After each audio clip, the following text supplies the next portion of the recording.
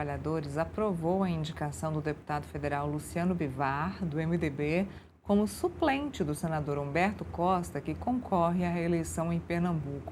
Bivar, ex-aliado do ex-presidente Jair Bolsonaro, recebeu o aval da cúpula do PT às vésperas da definição da chapa ao Senado, que será homologada durante convenção nesta segunda.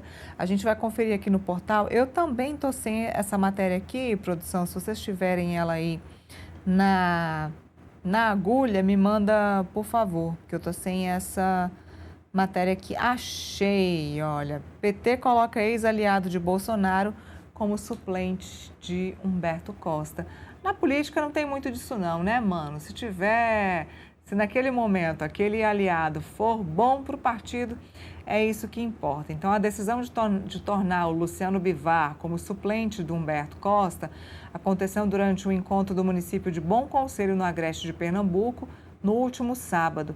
A reunião juntou dirigentes estaduais, representantes municipais, parlamentares e lideranças do partido de diversas regiões do estado.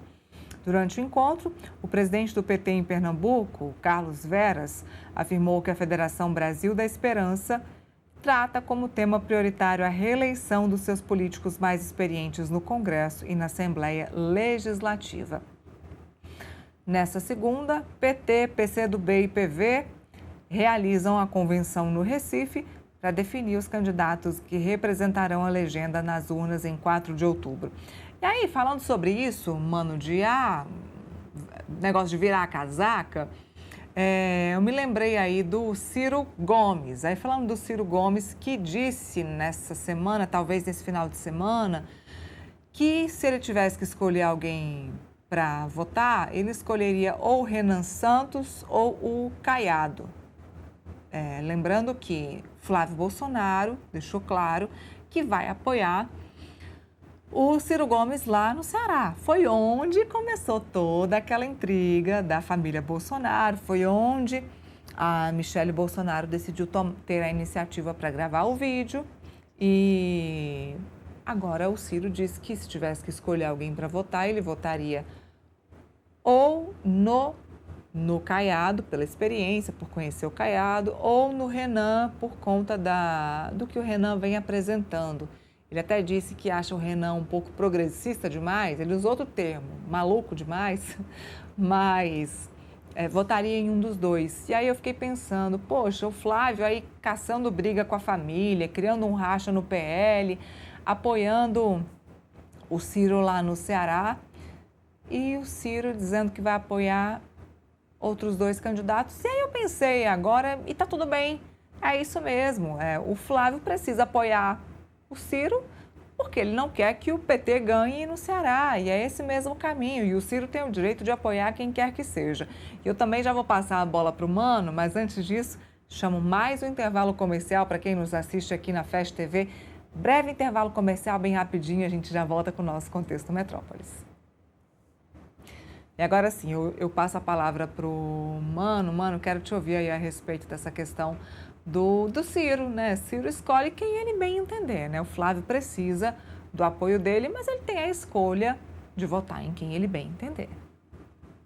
Pois é, Neila, e também tem como plano de fundo dessa aliança entre a família Bolsonaro e Ciro Gomes a disputa ao Senado. A família Bolsonaro tem tratado o Senado como um campo estratégico de disputa, porque cabe ao Senado fazer indicações ao Supremo Tribunal Federal e também eventuais apreciações de pedidos de impeachment de ministros. Então, essa tem sido colocada como uma grande prioridade da família. E no Ceará há, essa articulação a respeito do lançamento como candidato do pai do deputado André Fernandes, tendo o apoio de Ciro Gomes dentro dessa composição, para dessa forma conseguir ter a eleição de um aliado bolsonarista no estado do Ceará. Então, basicamente, o plano de fundo seria quem seria o candidato ao Senado. E a Michele Bolsonaro, por sua vez, apoia que a candidata seja a presidente do PL Mulher do Ceará, e não o Alcides Fernandes, que é o pai do André Fernandes.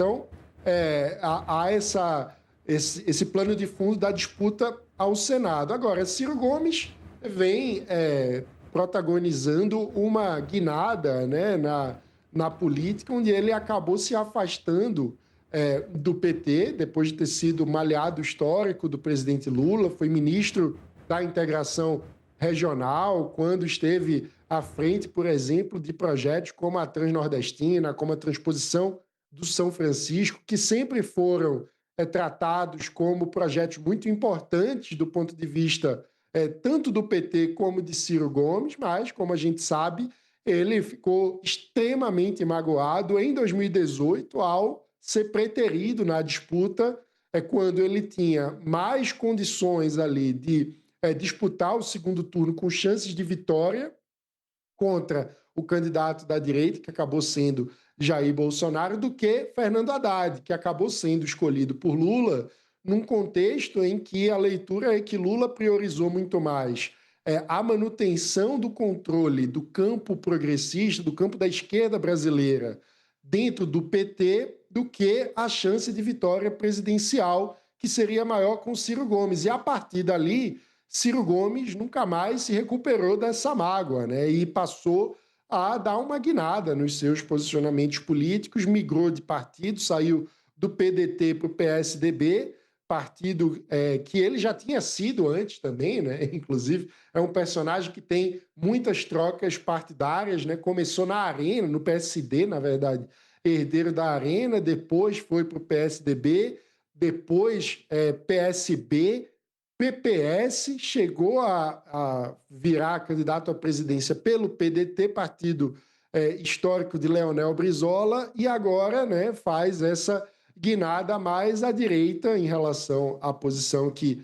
adotava antes, chegando a cogitar o voto, veja só, em candidatos de direita, né? Tem o apoio, essa aliança velada aí com Flávio Bolsonaro para a disputa ao Senado, mas entre Renan Santos e Ronaldo Caiado, há dois candidatos também de direita, que teriam, portanto, o voto de Ciro Gomes nessa disputa, o que mostra como está havendo uma reconfiguração das forças na política brasileira, né? Com a manutenção do monopólio, digamos assim, da esquerda no PT, Ciro Gomes recalculou a rota e está tentando se reinventar politicamente, dessa vez declarando votos em candidatos da direita.